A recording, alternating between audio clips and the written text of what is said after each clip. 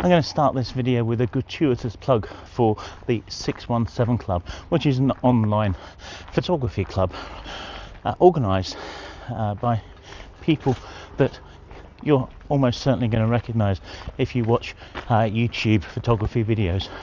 More about it later. The reason that I've opened like that is because the inspiration for this video came from a live stream from the 617 Club a couple of nights ago, and it was Tom Heaton and Simon Baxter effectively talking about how staying local kind of affects their photography, or maybe not affects, but is part and parcel of it. Where Simon typically stays local and Tom typically doesn't.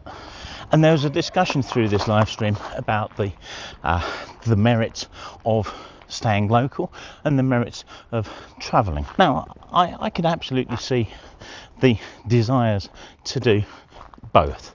Or maybe not the desires. For some people, a lot of people, I'm sure, myself included, that the travelling side of things isn't easy. We're often restricted to money, time, family, and perhaps health. All kinds of possible things to stop you from going too far afield.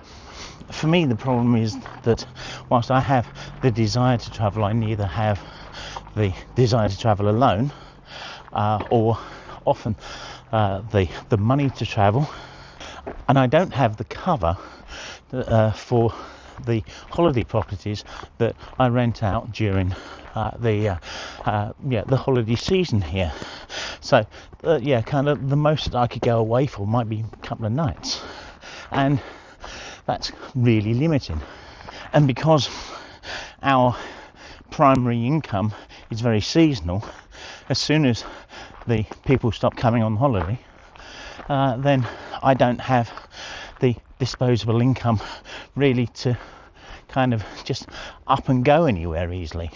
But there's something else as well, in that, and absolutely no disrespect to Tom or anybody else that does this, kind of knock yourselves out, but I fear that there's an element of unrelatableness to the kind of work that might be produced if all you're doing all the time is jetting off to Iceland or Greenland or anywhere really. And it's, I don't know, it might be me.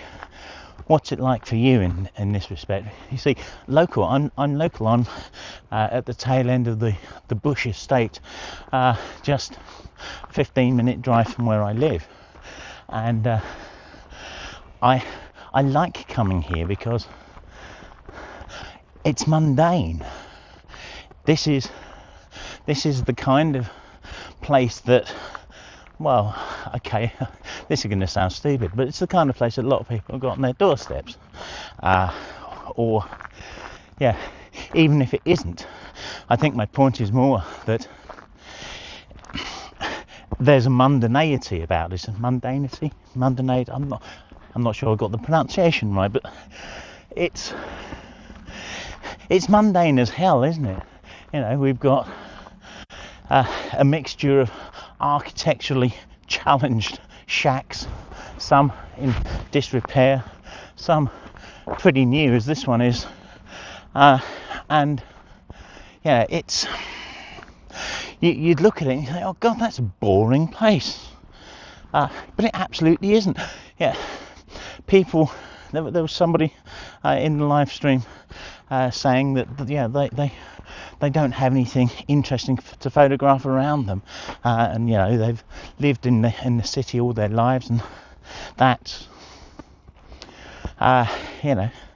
it's dull, it's boring to them, and I get that. I absolutely get that. But, and it's a big but, this is about being able to open up your eyes, your mind to the possibilities around you.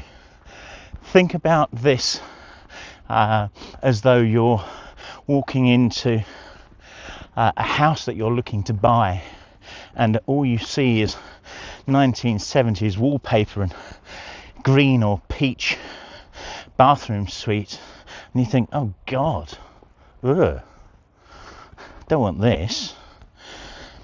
Rather, what you should be doing is looking at the space and think what it would be like when you've done what you want to this place, because I can guarantee you that there's going to be something of interest. Something of interest. A Romany caravan. I didn't know that was there. But, you know, let's look this way here. Something of interest. We have an absolutely dull looking kind of 1970s construction bungalow next to a bit more ramshackle timber place. And you might argue that neither are particularly photogenic, and I'd argue you're wrong on both counts. So what is it about this place behind me that I find interesting? Well, it's got a story, hasn't it? Immediately there's a boarded up window. What's happened there? Yeah, it doesn't look like it's seen a lick of stain for the last 15 years. And maybe that window's fallen out through rot. Might have done, I don't know. But someone's coming to tend the garden on a relatively regular basis. I mean, that's been cut in the last month, so it's far from abandoned. I mean, you can see it's not abandoned. It's just perhaps not loved in the same way as it might have been at one time. But what have we got here? And forgive me, I probably won't get the camera out for this shoot. But yeah, what we've got here is, immediately we've got some nice colour contrast. It's faded as hell, in which case, yeah, I'd pre-visualise this to end up being perhaps an aged image of some description. Yeah, I might run it through colour effects or something. But that red post box against the black of the timber there, I find that interesting. There's a green watering can underneath the bench there. That's quite interesting. So if you were to get a shot of that doorway and tie it in on it, there's an image there. Now, it might not be the epic landscape image that you would see, and in actual fact, the people that own this have quite a view. Let me show you their view. It's quite nice, isn't it? There's a mill over there. There's a church. This is roughly south, so pretty much all day sun when there's no cloud. Copse of trees there. In actual fact, there's another church in the trees over there as well. So yeah, there's some interesting stuff here. And what about if you were to isolate the table there in the space, and there's 5 or 6 shots there, and it's local to me, and yeah, you may well have something equally interesting local to you. Let's look at this one. Now I'm in front of it. It doesn't look half as boring as I thought it did further back. There was, I don't know, it just didn't look good in 3/4 to me. But again, you've got an image in the doors, particularly the front door there. I find if you were to kind of get a long lens and do a vertical shot of that, straight honed in on it, centered, or maybe slightly off center, because getting the nameplate in, I think there's something there. Again, I think you could probably find interest in the terracotta pot there, and immediately above that, thought I heard a car. Immediately above that, there's a watering tap. Interesting shots there. Again, this one here, the uniformity of that one strikes me as being really rather interesting. So what I've just been doing is looking at buildings. There is going to be buildings near you, almost guarantee it. Unless you are living in outer Mongolia, yeah, there's going to be buildings around somewhere, and there will be something interesting about them that is worth photographing. It's not epic landscape, but it's only boring here, and that's the key thing. It's one of those self-fulfilling prophecies. If you think it's boring, it is. If you look for the interest, you will find it. Earlier in the year, I stumbled upon this kind of chalet here. Now, I really rather like this place. It's quite interesting to me because it's old. It's characterful. It reminds me of a village green cricket pavilion for somewhere, and it's got a certain aesthetic, and that aesthetic in my mind, I pre-visualized this when I shot it at the time, again to age this photo. If you're interested in pre-visualization, I've got an entire video on it. There's a link up in a corner here somewhere, but yeah, this is just, it's a great little shot. I can't remember exactly how I shot it, but if I was going to shoot this again, 16 by 9, maybe even a 16 by 7 crop, something really kind of letterboxy, because that's exactly what it lends itself to, isn't it? It's, again, it's a place that is obviously a holiday hideaway from someone. It's quite well tended, the grass has recently been cut, but there's a kind of pseudo symmetry to it. Yeah, it's not terribly symmetrical, but you know, you've got the table on one side of it, you've got a non-symmetrical array of windows, got a kind of railway carriage like look to it, but muted colours, bit of grain. There's a nice image there. I'll put up the image that I shot earlier this year. I'm almost determined not to get the camera out for this, because I think there's more power in talking about some of the things that are going through my mind than just actually taking pictures and saying this is what I made of it.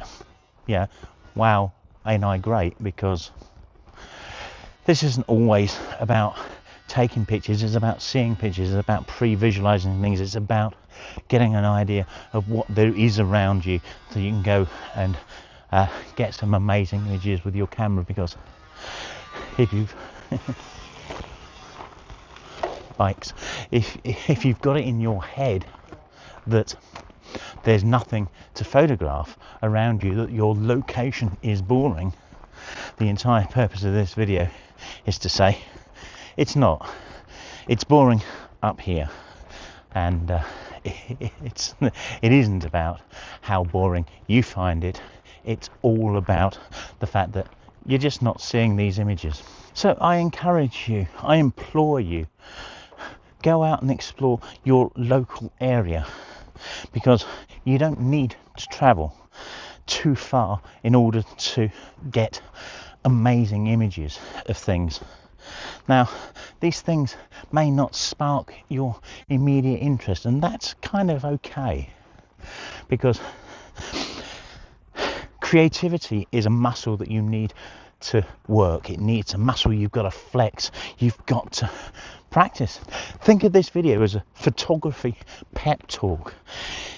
Instead of me telling you to go out and lift weights, I want you to go out and find compositions within a short drive of where you live.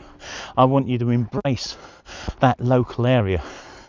Even if you do have the ability to get out into epic places like Tom does. So the kind of places, the kind of epic landscapes that you often see Tom in, do a lot of the heavy lifting for him. That doesn't mean to say that he isn't a great photographer. He absolutely is. But he's done the legwork beforehand. He knows how to make these images work. And unless you do, you're never going to make the most of an epic location anyway. So yeah, all of the money and the time you spent to get there, once you've got obviously a great experience, you might not come back with great photos.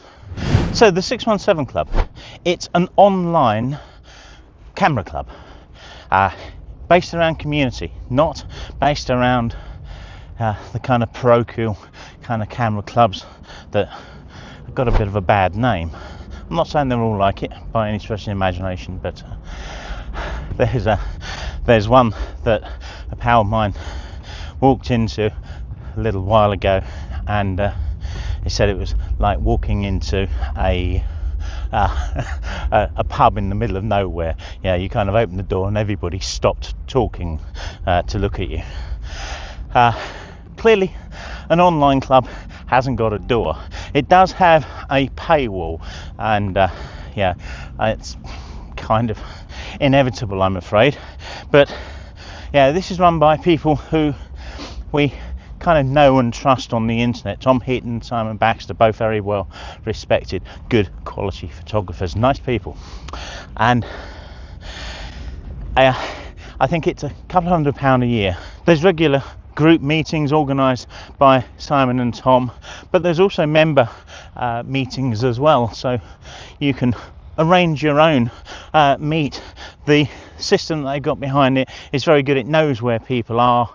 Well, you tell it. I mean, it's not intrusive, but yeah, if you go and look for people who are near you, it will tell you which members are near you.